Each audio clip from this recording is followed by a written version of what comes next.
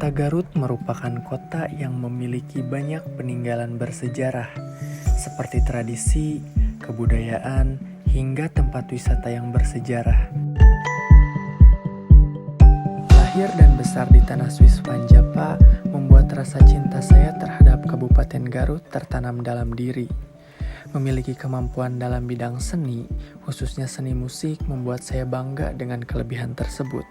Karena saya yakin, makna dan keindahan yang ada pada seni dapat menarik hati semua orang. Saya Radit Erik Sebastian, Jejaka Rumaja nomor urut 12. Kota Garut adalah tempat yang menjadikan saya seperti sekarang ini. Langitnya yang turut ikut saya setiap langkah keputusan, ataupun buminya yang selalu bersedia menjadi pijakan penguat. Bagaimana mungkin saya mengurangi rasa cinta saya terhadap kota ini? Setiap inci dari tempat yang saya kunjungi menjadikannya memori yang selalu membalut dalam diri.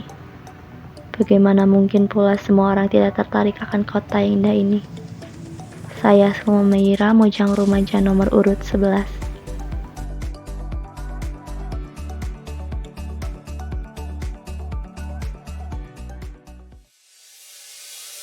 Candi Cangkuang adalah candi Hindu yang berada di Jawa Barat, tepatnya di Kampung Pulo, wilayah Cangkuang, Kecamatan Leles, Kabupaten Garut.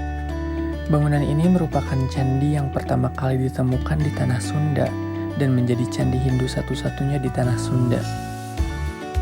Sebuah tempat yang syahdu untuk meluapkan perasaan ini terancam dilupakan, hanya karena ketidakpedulian kita terhadap sejarah, tempat yang katanya dikatakan jauh untuk menempuh perjalanan, ataupun bosan dengan spot-spot yang ada.